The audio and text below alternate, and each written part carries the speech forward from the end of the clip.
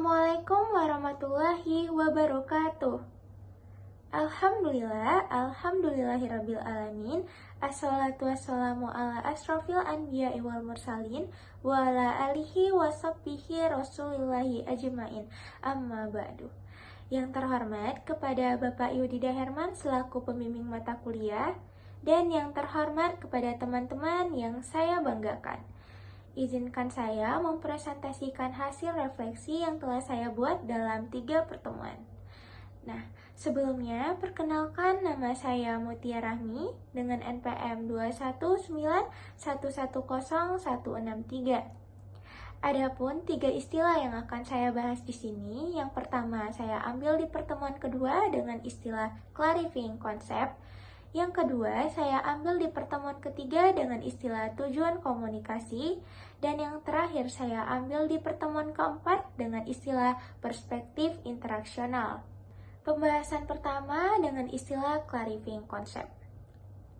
Clarifying concept merupakan tugas utama dalam filsafat. Filsafat mempunyai tugas untuk memperjelas konsep, karena konsep adalah jembatan kita untuk berpikir.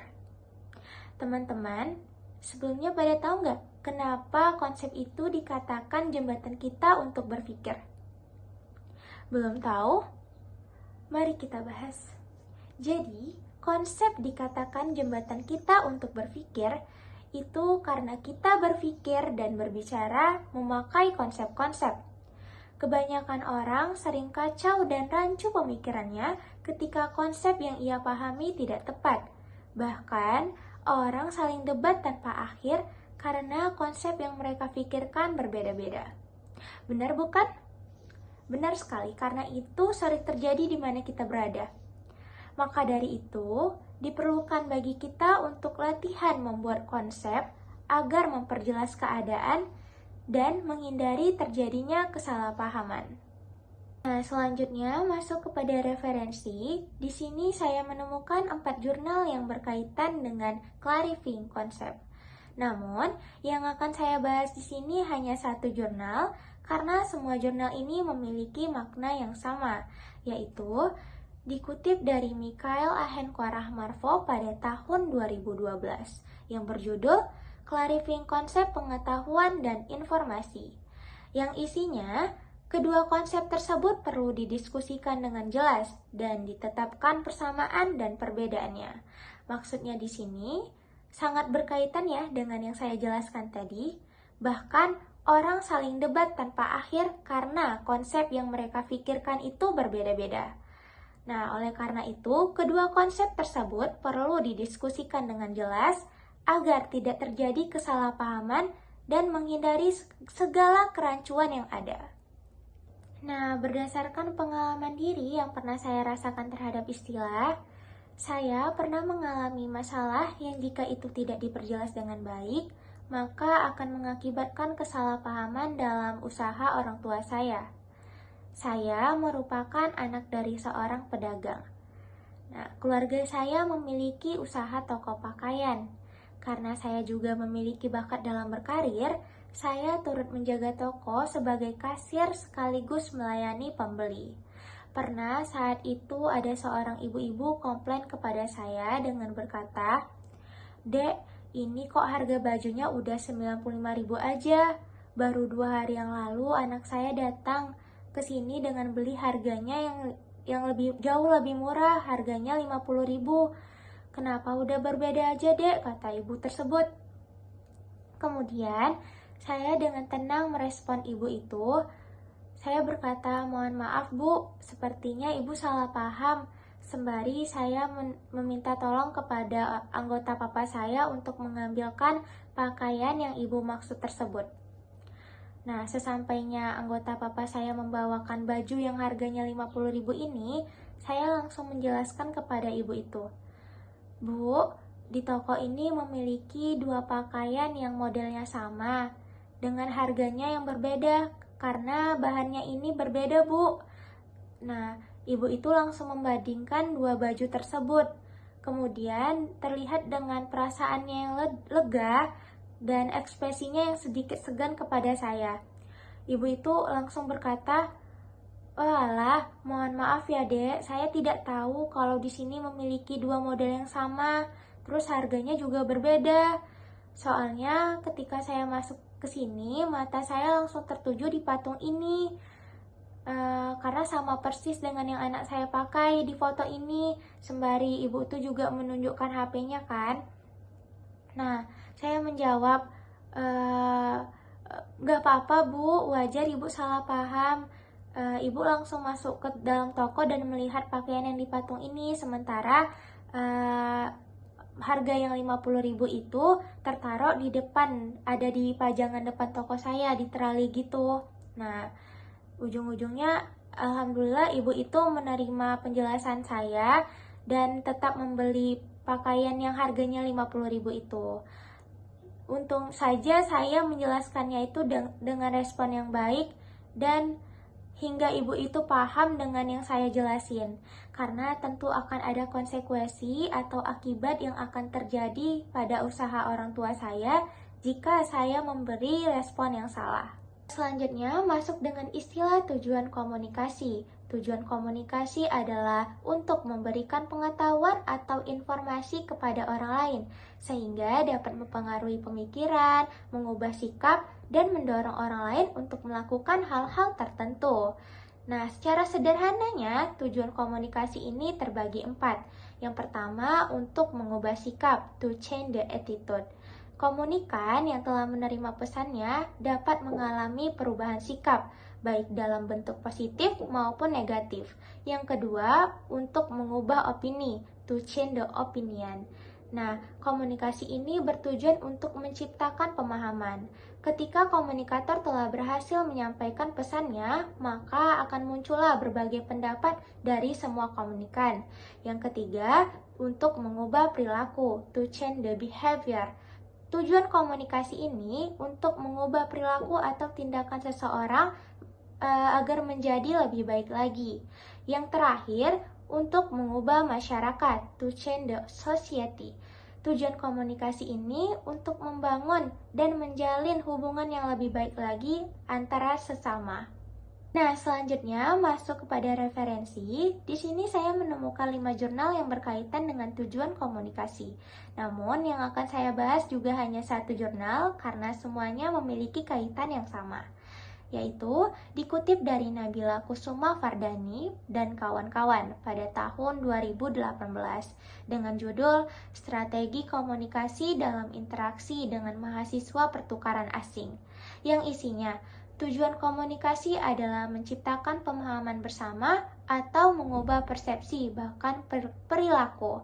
Nah, ini nih ada di tujuan komunikasi nomor 2 dan nomor 3. Nomor 2 untuk mengubah opini, to change the opinion, dan yang nomor 3 untuk mengubah perilaku seseorang, to change the behavior, sebagaimana yang telah saya jelaskan seperti tadi. Nah, berdasarkan pengalaman diri yang pernah saya rasakan terhadap istilah, saya adalah anak yang sangat gemar dengan kosmetik, terutama skincare. Ketika saya masih SMA, saya pernah berjualan masker wajah di sekolah. Nah, saya selalu mempromosikannya kepada teman-teman saya agar dagangan saya cepat laris. Kemudian saya berusaha membujuknya dan mempengaruhi teman saya dengan menggunakan teknik komunikasi pendekatan yang efektif sesama teman, sehingga teman-teman saya menjadi konsumen tetap masker saya. Selain itu, teman-teman saya juga sering bertanya kepada saya apakah skincare ini cocok dan bagus untuk mereka. Nah, dengan pengetahuan saya tentang skincare, saya memberikan penjelasan dengan komunikasi yang baik mengenai apa saja bahan yang cocok untuk sesuai dengan jenis kulit mereka, sehingga dapat mengurangi kerusakan pada kulit wajah mereka. Nah, tentu saja komunikasi ini dapat merubah opini teman-teman saya terhadap suatu produk kecantikan. Itulah pentingnya komunikasi, dapat merubah opini, juga dapat mempengaruhi seseorang melalui komunikasi yang tepat. Nah, lanjut pada pembahasan terakhir dengan istilah perspektif interaksional di pertemuan keempat. Perspektif interaksional yang merupakan bagian yang dikemukakan oleh Stephen W. Littlejohn. Littlejohn adalah orang komunikasi yang juga berbicara tentang filsafat komunikasi. Littlejohn membagi proses komunikasinya dalam 3 tahap dan 4 tema. Adapun 4 tema menurut Littlejohn, yang pertama tema epistemologi, yang kedua tema ontologi, yang ketiga tema perspektif, dan yang keempat tema aksional.